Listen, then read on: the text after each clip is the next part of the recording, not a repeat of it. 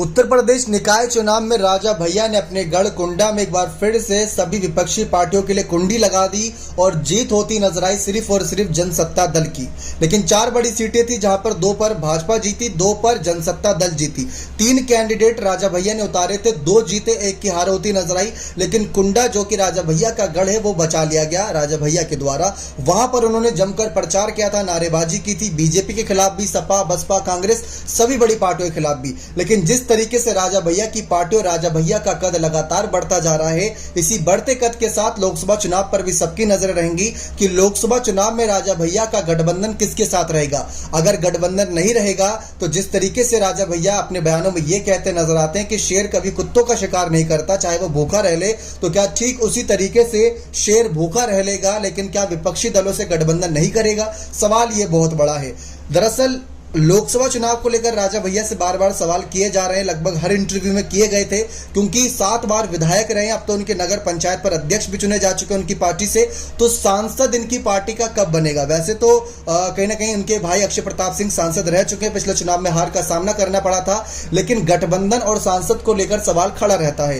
राजा भैया ने अभी हाल ही में एक इंटरव्यू के दौरान ये कहा कि थोड़ा सांस तो लेने दीजिए। अभी हाल ही में विधानसभा चुनाव खत्म हुए, फिर एमएलसी चुनाव आ गए, फिर कुछ उपचुनाव आ गए, फिर कुछ पंचायती चुनाव आ गए और अब निकाय चुनाव आ गए। तो थोड़ा सांस लेने दीजिए, फिर रणनीति बनेगी। लेकिन उनसे सवाल किया गया कि सपा से आपकी बनती नहीं, मायावती ने आपके साथ क्या किया था सबको पता है, तो बची भारतीय जनता पार्टी जिनके लिए आप कई बार विधानसभा सदन में भी आप अपनी बातें रख चुके हैं। तो इसको लेकर आपकी क्या राय है कि क्या कभी बीजेपी के साथ गठबंधन होगा? तो राजा भैया ने साफ कहा था, देखिए सबसे जरूरी होता है गठबंधन के लिए विचारधारा का मिलना। नेताजी के साथ विचारधारा अच्छी मिलती थी, मुलायम सिंह यादव जी के साथ मैं उनके साथ सालों साल तक खड़ा था, उन्होंने मेरे को सांसद बनने तक का मौका दिया जबकि मैं जेल की सलाखों के पीछे था। तो मैं उनका एहसान कभी नहीं भूलूंगा। ये उनकी बड़ा दिल था जो उन्होंने मेरे पर यहाँ पर इस दया भावना को दिखाया और मुझे सांसद बनने की अपॉर्चुनिटी तब दी जब मैं जेल की सलाखों के पीछे था। ठीक राजा भैया ने वैसे ही कहा कि चाहे बीजेपी हो, चाहे सपा हो, बसपा हो, कांग्रेस हो, कोई भी बड़ी पार्टी हो,